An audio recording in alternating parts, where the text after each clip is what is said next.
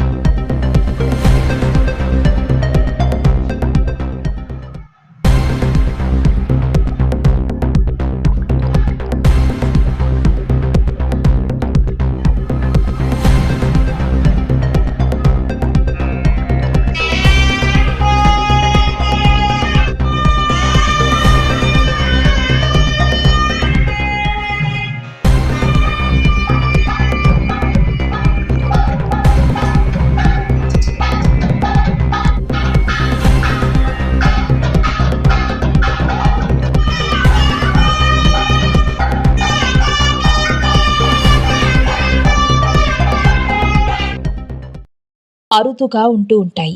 అటువంటి అత్యంత అరుదైన శివాలయాలలో అప్పికొండ సాగర తీరంలో వెలిసి శ్రీ సోమేశ్వర స్వామివారి ఆలయం కూడా ప్రత్యేకంగా విరాజిల్లుతోంది. విశాఖ నగరానికి 35 కిలోమీటర్ల దూరంలో విశాఖ ఉక్కు కర్మాగారానికి ఆనుకుని అందమైన విశాలమైన సాగర తీరం చెంతనే ఈ అప్పికొండ క్షేత్రం కొలువై ఉండటం విశేషం. నిరాకారుడు జ్యోతి స్వరూపుడైన పరమేశ్వరుడు చంద్రుడిని ధరించడంతో సోమేశ్వరునిగా పిలువబడుతోంది. సాధారణంగా చంద్రుని ప్రభావం సముద్రాలపై ఎక్కువగా ఉంటుంది. అందువలన సముద్రపు ఒడ్డున ఉన్న శివాలయాలకు ఎంతో ప్రాముఖ్యత ఉంటుంది.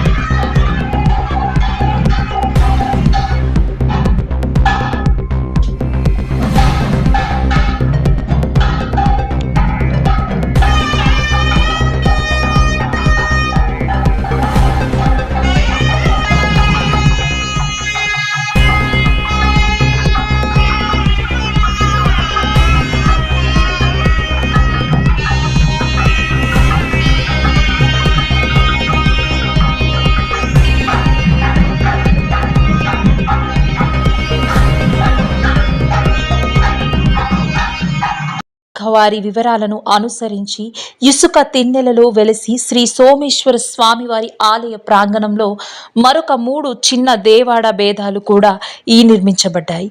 శివారాధనకు ప్రతీకులుగా మారాయి. ఆలయ గర్భగృహ అంతరాల ముఖ మండపాలం కలిగి ఉంటుంది.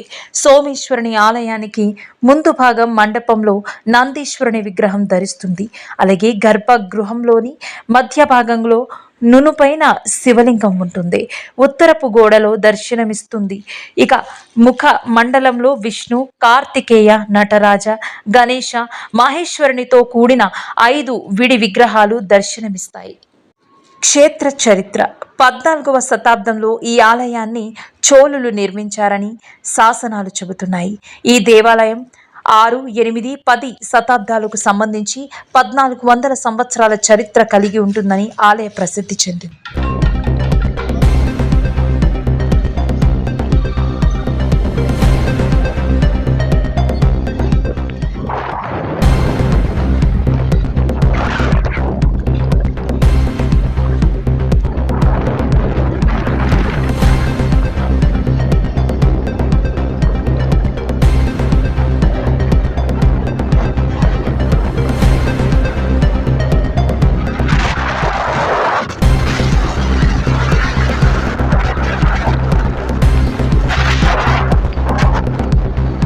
క్షేత్ర పురాణం. పూర్వం సప్త ఋషులలో ఒకరైన కపిల ముని సాగర తీరానికి ప్రయాణిస్తూ ఈ తీరం వద్దకు వచ్చేసరికి ఆకర్షితుడై తన నామధేయం చిరస్థాయిగా నిలవాలనే ఉద్దేశంతో 101 శివలింగాలను ఉద్వింపచేయాలనే సంకల్పంతో సూర్యాస్తమయం నుంచి సూర్యోదయం వరకు తపస్సు చేశాడు.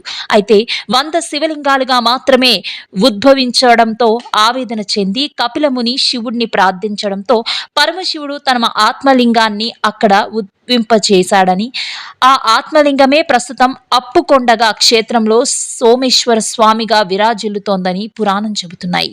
అయితే శివుడు తన ఆత్మలింగాన్ని కపిలముని కోరిక మీద ఇవ్వడానికి అప్పుగా భావించి దీనికి అప్పుకొండగా నామకరణం చేయగా అదే కాలక్రమేణా అప్పికొండగా మారిందని చెబుతున్నారు.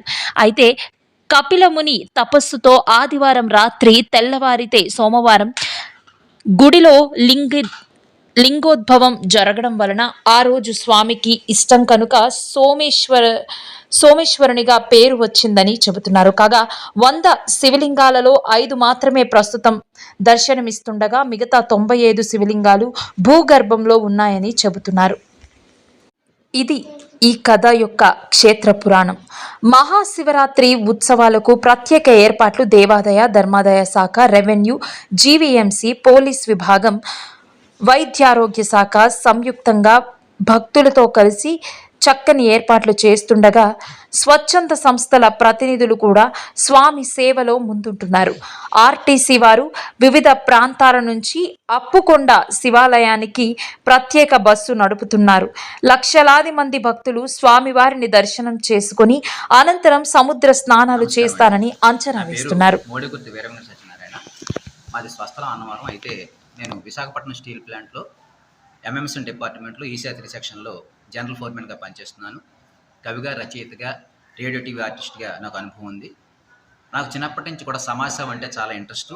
ఈ నేపథ్యంలో మనం గత 30 సంవత్సరాల క్రితం మొదటిసారిగా అప్పికొండ శ్రీ సోమేశ్వర వారి ఆలయంలో సముద్రపొడ్డు నుండేటువంటి స్నానం చేసే భక్తుల కోసం డిపార్ట్మెంట్ తరపున, పోలీస్ డిపార్ట్మెంట్ తరపున అనౌన్స్మెంట్ చేసే అవకాశం లభించింది. అప్పటి నుంచి నేటి వరకు కూడా గత 30 సంవత్సరాలుగా ప్రతి సంవత్సరం కూడా నిరాఘాటంగా పోలీస్ డిపార్ట్మెంట్ తరపున సముద్రం ఒడ్డున స్నానం చేసే భక్తుల కోసం మైక్ ద్వారా, అనౌన్స్మెంట్ ద్వారా సూచనలు, సలహాలు ఇస్తూ నా వంతు సేవ చేస్తున్నాను. ప్రతి సంవత్సరం కూడా ఎటువంటి ప్రమాదాలు జరగకుండా ఉండడం అనేది స్వామివారి దగ్గర భావిస్తున్నాను. అందరూ కూడా చాలా కష్టపడుతున్నారు.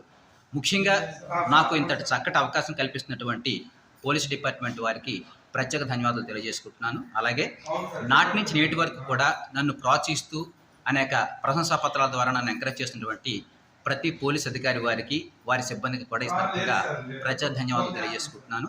ఇదే విధంగా నేను సింహాచలం దేవస్థానంలో కూడా చందనోత్సవానికి, గిరి ప్రదర్శనకి, అదేవిధంగా వైకుంఠ ఏకాదశి కూడా అనౌన్స్మెంట్ చేస్తూ ఉంటాను. ఈ విధంగా నా సర్వీస్ని కొనసాగిస్తాను. మనం చేస్తున్నాను. నమస్కారం అండి. నా పేరు చదువుల నాగరాజు. మన ఈ దేవస్థానం శ్రీ సోమేశ్వర స్వామి దేవస్థానం అప్పికొండ. దీన్ని అప్పికొండ శివాలయంగా కూడా పిలుస్తారు. అయితే మన ఈ క్షేత్రం ఏంటంటే ఉత్తరాంధ్ర ఆరాధ్య దైవంగా పేరు ప్రఖ్యాతులు పొందినటువంటిది మన సోమేశ్వర స్వామి దేవాలయం. ఈ క్షేత్రానికి గల విశిష్టత ఏంటంటే ఈ దేవాలయం 1400 సంవత్సరాల క్రితం చరిత్ర కలిగిన ఆలయంగా పేరు ప్రఖ్యాతులు పొందినటువంటిదండి ఆలయం. అయితే మన ఈ క్షేత్రం ఏంటంటే పంచలింగ క్షేత్రంగా పేరు ప్రఖ్యాతులు పొందినటువంటిది. అయితే ఇక్కడ ఇన్ని శివలింగాలు వెలియడానికి గల కారణం ఏమిటంటే ఒకనొకప్పుడు కపిల మహర్షి సాగర తీరాన ప్రయాణిస్తూ ఉండగా ఈ సుందర ప్రదేశం కపిల మహర్షి వారికి నచ్చి తన నామధేయం మీదుగా ప్రసిద్ధిగాంచిన పుణ్యక్షేత్రం ఒకటి వెలియాలనే సంకల్పంతో సూర్యాస్తమయం నుంచి సూర్యోదయం లోపు తన తపస్సుకి ఆయన పూనుకోగా ఆయన తపస్సు చేయడం మొదలుపెట్టగా, అయితే సూర్యాస్తం నుంచి సూర్యోదయం లోపు చేసే తపస్సులో 101 శివలింగాలు ఉద్భవింపజేయాలనే సంకల్పంతో చేస్తే 100 శివలింగాలు మాత్రమే వెలియడంతో 101ది వెలియలేదు. 101వ శివలింగం కూడా వెలిసుంటే ఈ క్షేత్రానికి, ఈ ప్రాంతానికి కపిల మహర్షి పేరు మీదుగా దేశం నలుమూలలా కపిల పండుగ పేరు ప్రఖ్యాతులు పొంది ఉన్ను. అయితే ఆ 100 వెలిసి ఒక్క శివలింగం వెలియలేదన్నటువంటి కోపంతో ఇటువంటి కపిల పండుగ పేరు ప్రఖ్యాతులు పొందకూడదు, అప్పుకొండగా మిగిలిపోవాలని ఆనాడు ఆ కపిల మహర్షి వారు అప్పుకొండగా మిగిలిపోవాలని శపించడం జరిగింది. నాడు అప్పుకొండగా క్రమేపీ అప్పుకొండగా పిలువబడుతూ ఉంది. ఈ క్షేత్ర అంతరాలో ఉన్నటువంటి శివలింగం ఏంటంటే మొదట ప్రాధాన్యత కలిగినటువంటిది. అది కూడా మనకి ఆదివారం రాత్రి తెల్లవారుత సోమవారం గడియలో లింగోద్భావన జరగడం, ఆ రోజు స్వామికి ఇష్టమైన రోజుగా సోమేశ్వరుడిగా నామకరణం చేసి మిగిలిన 99 లింగాలకి 99 నామధేయులు ప్రతిష్ఠించి తను ఉన్నంతకాలం ఉండి తన త్రోవను తను వెళ్ళిపోగా కాలక్రమేణా రాజుల ఆధిపత్యంలో చోళుల వంశీకుల యొక్క దేవాలయాన్ని 6వ శతాబ్దంలో 6 లేదా 8 శతాబ్దాల్లో దేవాలయం నిర్మించినట్లుగా శిలాశాసనాల ద్వారా తెలుస్తూ ఉంది. అయితే మన ఈ స్వామివారికి ఏంటంటే మహాశివరాత్రి అనేటువంటి పర్వదినాన్న అంగరంగ వైభవంగా ఉత్సవం జరుగుతూ ఉంటుంది. ప్రతి ఏడాది కూడా 2 నుంచి 3 లక్షల మంది భక్తులు వస్తూ ఉంటారు. అలాగే కార్తీక మాసాల్లో కూడా ప్రతి సోమవారం విశేషమైనటువంటి భక్తజన సందోహం వచ్చి స్వామివారిని దర్శించుకుంటూ ఉంటారు. అయితే ఈ శివరాత్రి, మహాశివరాత్రి సందర్భంగా ఆ యొక్క శివరాత్రి రోజు మరుసటి రోజు కూడా విపరీతమైనటువంటి జన భక్తులు కూడా వచ్చేటువంటి ఈ సంవత్సరం భక్తుల సంఖ్య పెరిగే అవకాశం కూడా ఉంది. కాబట్టి ఈ యొక్క దేవాలయానికి, యొక్క ప్రాంతానికి వచ్చేటువంటి ప్రతి ఒక్క భక్తులకు కూడా అన్ని డిపార్ట్మెంట్ల నుంచి కూడా అన్ని పూర్తి సహాయ సహకారాలు ఉన్నాయి. ఎండోమెంట్స్ నుంచి కానీ, ఆర్టీసీ నుంచి కానీ, పోలీసు వారు కానీ, ట్రాఫిక్ వారు కానీ, వివిధ అన్ని డిపార్ట్మెంట్లు, ఒకరు ఇద్దరు అని కాదు, జిల్లా స్థాయి నుంచి ప్రతి అధికారులు కూడా దేవుని మీద, యొక్క దేవాలయం ప్రత్యేకమైన శ్రద్ధతో ఈ యొక్క ఉత్సవాలని అంగరంగ వైభవంగా జరిపించుతూ ఉన్నారు. కాబట్టి మన ఈ సోమేశ్వర స్వామిని ప్రతి ఒక్క భక్తులు కూడా వచ్చి దర్శించుకొని స్వామివారి కృపా కటాక్షాలు పొందుతారని మనస్ఫూర్తిగా కోరుకుంటూ సెలవు తీసుకుంటున్నాను.